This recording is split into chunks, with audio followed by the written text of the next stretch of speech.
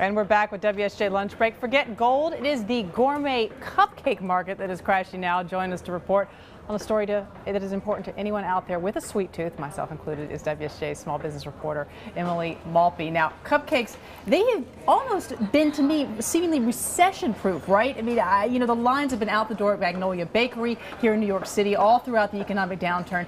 And yet, we're seeing signs that this craze may have peaked and be coming down. There's a good reason why they held so steady during the recession. They're tasty. They're very tasty, and also if you're going to splurge, why not splurge on a $3.50, $4.50 cupcake? Right. You know, it makes sense. You get something that it makes you feel happy for a little while. Doesn't break the bank. Yep. But of course, like you said, it is a bit of a fad. And right? you're eating a small cake as opposed to a large cake. Now, this craze hit a high around June of 2011 when Crumb's Bake Shop went public on NASDAQ. But the icing sort of coming off the cupcake as you were right now. Walk us through what's happening. Well, we were looking at the latest earnings report from Crumb's. Came out late last week, and the stock has been going down since. What we noticed is that the company is not doing well. The store sales have been going down. The company has really tapered off its expectations for sales for this year. It's down 22%.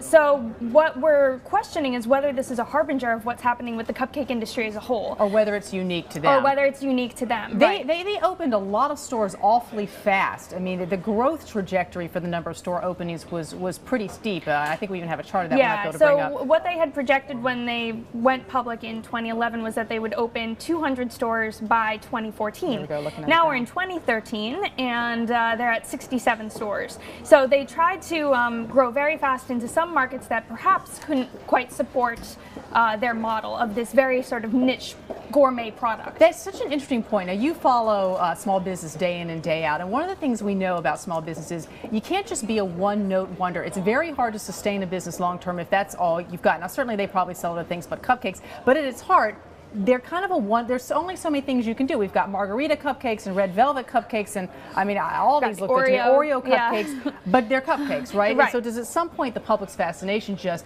wane when it comes to cupcakes altogether? Well, it's that compounded by the fact that now we're reaching kind of a saturation point with the number of players in the market. Good point. It's great if you have maybe one brand that can carry this specialty.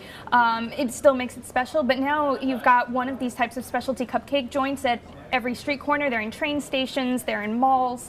So it takes the novelty aspect off it a little bit, and that may be contributing to the fad kind of going by the wayside. Too many players in the market and maybe opening too many stores too fast. I mean, there's the Krispy Kreme example that obviously anybody can learn from what happened there.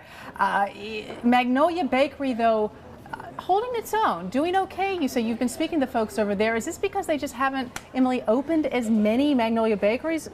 Some analysts are saying that the stronger players in the market are those that are growing a little bit slower. But there's something else going on there too. Magnolia is reaching into other markets. They're in the Middle East now. That's a market that's unexplored. And also, they say only about 50% or less than 50% of their sales are actually the cupcakes. They also have all these other desserts. So there's a wider variety to choose from. They're not banking on just one product. Just that one cupcake product. All right, Emily Malpe, more in the Wall Street Journal today. Thanks so much for bringing this. Thank you. And the cupcakes, I think I'm going to start a bidding war in the office. Jason, you stay away from these.